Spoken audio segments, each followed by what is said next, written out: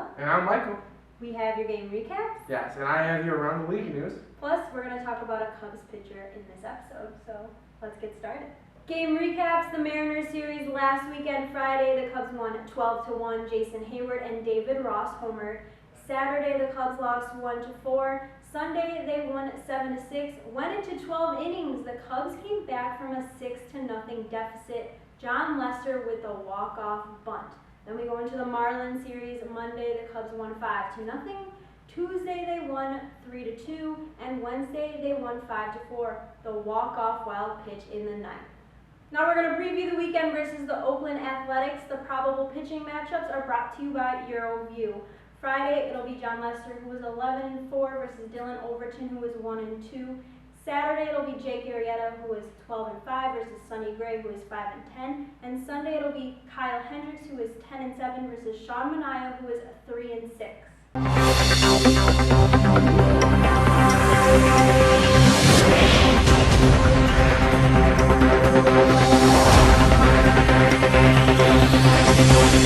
For Cubs news, the Cubs acquired the sidearm throwing Joe Smith from the Angels on Monday in exchange for minor league pitcher Jesus Castillo, who was pitching at short season Eugene. Smith is the fourth reliever the Cubs have added recently, joining Aroldis Chapman, Mike Montgomery, and Joe Nathan. On Wednesday, Justin Grimm was recalled after being sent to AAA just a few days before. Jason Hamill was added to the bereavement list.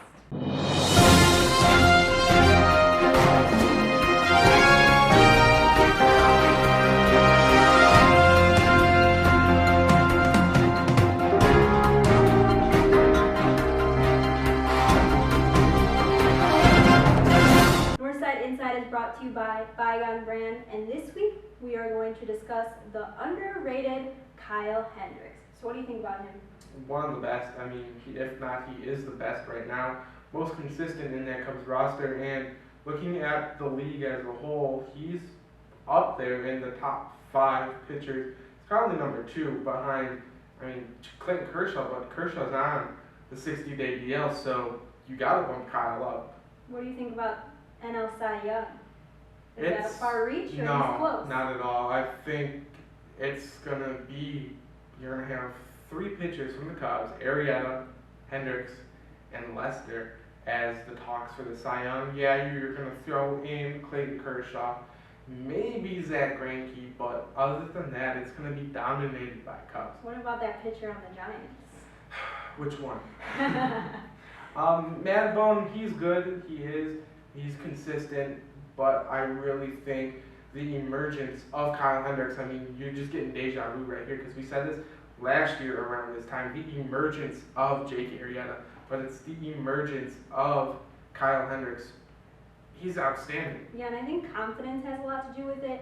When you can tell someone's up there and they're feeling confident, it shows in their game, and that's what Kyle Hendricks is doing right now. He's showing his confidence, and he didn't have that, and he was having, some struggles last season, but now he has it, and he's really good. So I just want to bring up the postseason. Where would you start Kyle Hendricks? Would he be behind Lester and Arrieta and Lackey and Hamill, or would you put him higher up? I think you change it. I think you go Lester, Arrieta, Lackey, Hendricks, Hamill. I think you just change the first 2, because you don't want a young kid going behind your star ace. Yeah, that'd be awesome, but I think with the lack of postseason experience, the Cubs rotation has it. It does, with Arrieta, Lester, and Hamill, of course. Everyone who was on there last year, with especially adding Lackey, they have that experience. But keep it where it is. That's where he's having success. And then next year, you put him in that free hole. Maybe you move Lackey back to the 4th, or you just keep it the same. If you have success, why try to mess with success?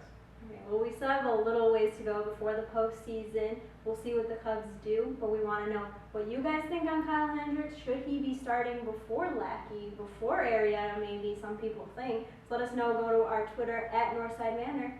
And for Around the League news this week, we're starting with the injury update. The Braves placed right-hander Julio Teheran on the 15-day disabled list Tuesday with a right lat strain.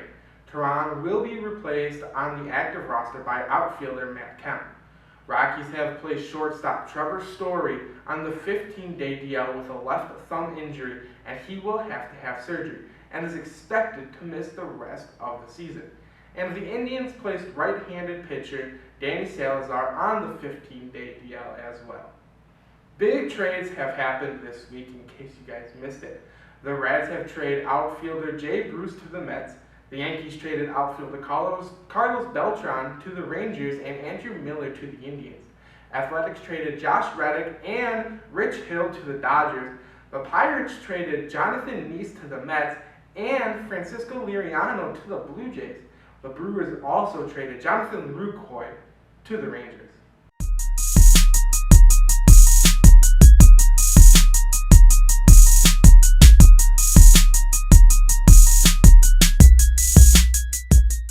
And for this week, the Player of the Week honors are officially going to Kyle Hendricks, but I want to give some honorable mentions to Dexter Fowler. I don't know what the Cubs would have done if he went to the Orioles, just saying that.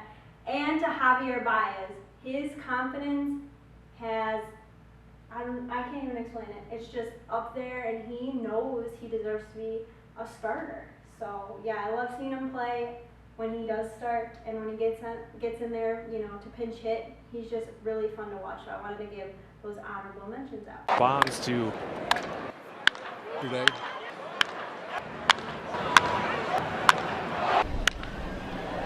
The Diamondbacks.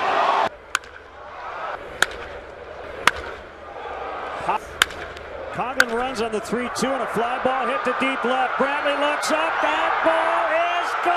A home run. And Home Run of the Week honors, you guys voted on it, and we listened. So the honor goes to Max Kepler for his 3 homers.